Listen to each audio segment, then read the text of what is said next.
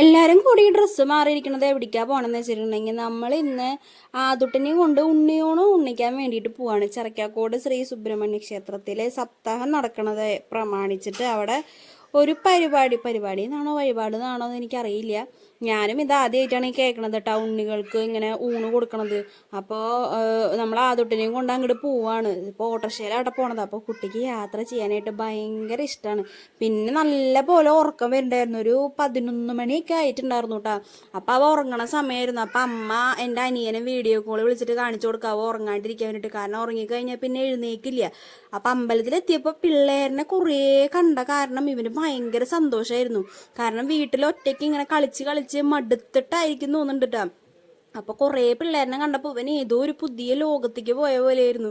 അപ്പോൾ അവിടുത്തെ ഒരു കുട്ടിയാണെന്നുണ്ടെങ്കിൽ ഇവൻ്റെ കൂടെ നിന്ന് കളിക്കണ്ടായിരുന്നു. അപ്പോൾ അങ്ങനെ കുറേ നേരം ഓടി കളിക്കായിരുന്നു. അപ്പോൾ നമ്മളും അങ്ങനെ അവൻ്റെ വഴിക്ക് വിട്ടു. അങ്ങനെ കുറച്ച് നേരം കഴിഞ്ഞ് നോക്കുമ്പോൾ ഇവൻ പിള്ളേരനെ കയറാൻ വേണ്ടി പോവായിരുന്നു കേട്ടോ. നമ്മൾ വേഗം പിടിച്ച് വലിച്ച് കൊണ്ടുപോകുന്നു. ഇവൻ്റെ പിന്നാലെ ഓടണ കാരണം എനിക്കിങ്ങനെ കുറേ വീഡിയോ ഒന്നും എടുക്കാൻ പറ്റില്ല. പിന്നെ ഇവൻ്റെ ഏറ്റവും വലിയ പൊട്ട സ്വഭാവമാണ് ഈ പോയി അടിക്കൽ. എല്ലാ പിള്ളേരും ഇങ്ങനെയൊക്കെ ആയിരിക്കും ചിലപ്പോൾ ഈ പ്രായത്തിലും തോന്നുന്നുണ്ട് നമുക്ക്. പക്ഷെ എല്ലാവരും ഒരേ സെൻസിൽ എടുക്കണം എന്നില്ലല്ലോ. ചിലവർക്ക് ഇഷ്ടാവും, ചിലവർക്ക് ഇഷ്ടാവില്ല.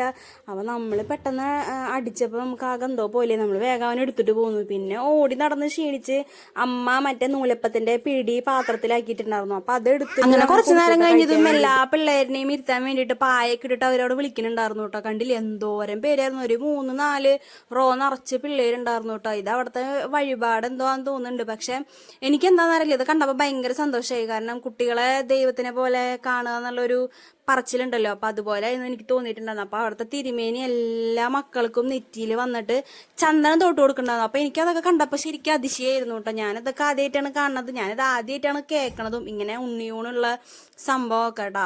അത് കഴിഞ്ഞ് പപ്പടം കിട്ടണ വരെ ആൾ കുറച്ച് വാശിക്കായിരുന്നു. കാരണം നല്ല തിരക്കും ചൂടും ഒക്കെ ആയിട്ട് ഇവന് ചൂടിൻ്റെ ഉള്ളിലേക്കും തിരക്കിൻ്റെ ഉള്ളിലേക്കും കൊണ്ടുപോകുന്നതൊന്നും ഇവന് തീരെ ഇഷ്ടമില്ല.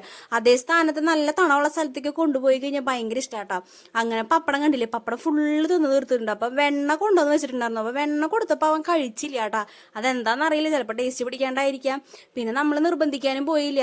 അവൻ്റെ വഴിക്ക് എന്താണെന്ന് വെച്ചാൽ ചെയ്തോട്ടെ. കാരണം നമ്മൾ നിർബന്ധിക്കാൻ നിന്നാൽ ഭയങ്കര കരച്ചിലും വാശിയും ഒക്കെ ആയിരിക്കും. അപ്പോൾ നമ്മൾ അവിടെ നിന്ന് എഴുന്നേറ്റ് വേഗം പോകേണ്ടി വരും. പിന്നെ കുറച്ച് നേരം കഴിഞ്ഞപ്പോൾ ഞാൻ മടിയിലിരുത്തിയിട്ട് ഭക്ഷണം കൊടുക്കാറുണ്ട് കേട്ടോ. അല്ലെങ്കിൽ അവൻ തീരെ കഴിക്കില്ല, ഒക്കെ ഇങ്ങനെ വെതറി ഇടായിരുന്നു. കുറച്ച് അവന് ഫുഡ് കൊടുക്കുന്നതിൻ്റെ ഇടയിലാണെന്നുണ്ടെങ്കിൽ എനിക്ക് ഭയങ്കര വിശപ്പായിരുന്നു. അപ്പോൾ ഇവൻ്റെ കഴിച്ച് കഴിഞ്ഞിട്ട് വേണം നമുക്ക് അമ്പലത്തിൽ അന്നദാനം കൊടുക്കുന്നുണ്ട്. അപ്പോൾ അത് കഴിക്കാൻ പോകാനായിട്ട് എനിക്കാണെന്നുണ്ടെങ്കിൽ അമ്പലങ്ങളിൽ കൊടുക്കണ ഈ അന്നദാനത്തിനോട് ഭയങ്കര ഇഷ്ടമാട്ടോ. ഞാൻ ഗുരുവായൂരൊക്കെ പോയി കഴിഞ്ഞാൽ ഗുരുവായൂരിൽ കഴിക്കാണ്ട് വരാറില്ല. പിന്നെ ഇപ്പോൾ ഇവനൊക്കെ ആയ ശേഷം നമുക്ക് എവിടെയും നിൽക്കാനൊന്നിനും തീരെ ക്ഷമയില്ലാണ്ടായി തുടങ്ങി. അപ്പം അമ്പലത്തിലെ ഫുഡൊക്കെ കഴിച്ച് തിരിച്ച് വീട്ടിലേക്ക് പോയി കണ്ടില്ല, നല്ല